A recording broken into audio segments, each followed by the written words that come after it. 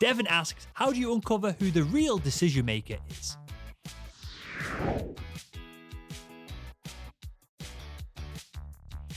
Will, I've really enjoyed speaking with you. How are decisions made in your company, in your family? Before we decide, real estate is an important decision whether we buy or sell a home. How do you, in your family, what's the dynamic? How do you have a wife, I presume, or a significant other, if you don't mind me asking? Significant other.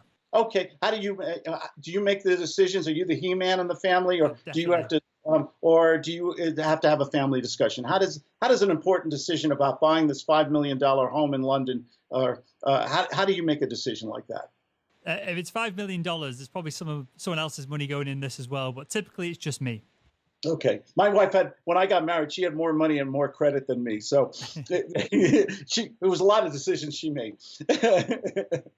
I ask, what is so hard about asking questions of people and getting the information and being a good listener, which is tough for us guys sometimes. Well, sometimes we make decisions, or maybe we do it this way, or no. How do you make decisions? Give me this.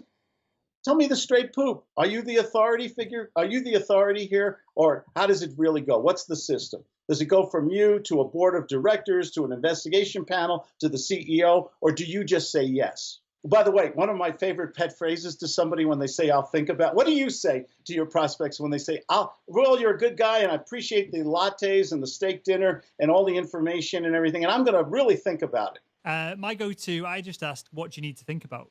Okay, that's a good one. You asked a question with the question. I like that. I do something, this is where I say sales is dangerous, and this is where it gets a little scary. I say, Will, you're not allowed to think about it. And I listen for the crickets. It's what we call a pattern interrupt. They don't know how to answer something that abrasive, that rude.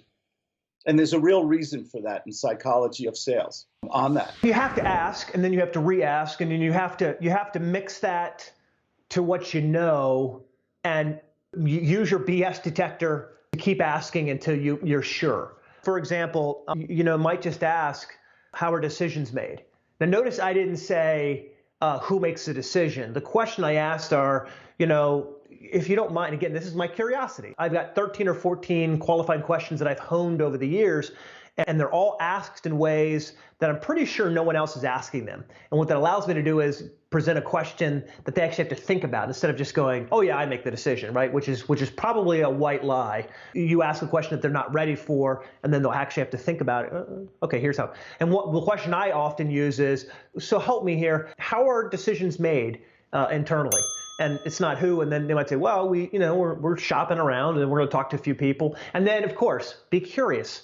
So my challenge is, how do I ask 2 more questions on top of that? So, when someone says, oh, well, we're looking around for vendors, we're going to take them all in-house and then kind of pick the best person. Pause. Fantastic. So do you mind sharing a little bit more about that? Do you have a timeline? Do you have a deadline? Is there a committee? Are you on it? Hopefully, right? Because now we're friends. So, you're building this relationship and you're digging into it. And again, if you've been honest the whole way through, yes, your prospect will lie to you. You should plan on them lying to you.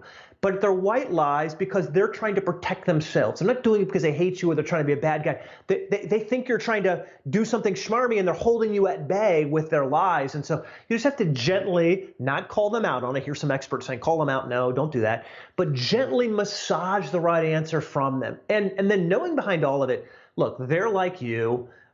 They're going to get their bonus by how well they do their job, which is not overspending, with the wrong person. So just being empathetic to that, and then helping them. They may not even know how this decision is going to get made. They may say, well, I thought I was making the decision, but if you give me a number that's too high, I'm going to have to go to this person, and then it impacts that guy, so I got to pull him down. And at the end of the day, I guess we're all going. You can actually help them kind of codify in their minds this whole process. So again, some sales are just transactional. You're on the phone. Do you want it? No, buy. Do you want it? No, buy. Others where you have to build consensus and help nurture them through. Another reason why you shouldn't just buy into someone's process because they told you it made them $1 million. You should kind of compare that to what your client process is doing, and then build out effective steps that help you get really clear on this and the other BANT elements.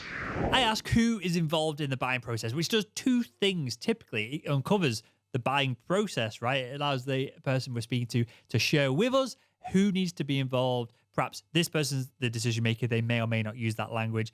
This person needs to be on board. So that's the person that can potentially block the whole deal going through, even if everything else is aligned, even if everyone else is on board. So you need to uncover that person as well. You need to uncover an advocate in the account. You need to find out who the end users are. You need to build all this data together so that you can uncover who the end decision maker is. And perhaps you don't ask the question directly, because you don't want to get people's backs up, right? You don't want to say to someone, hey, nice to speak to you, but who do I need to speak to make this deal happen?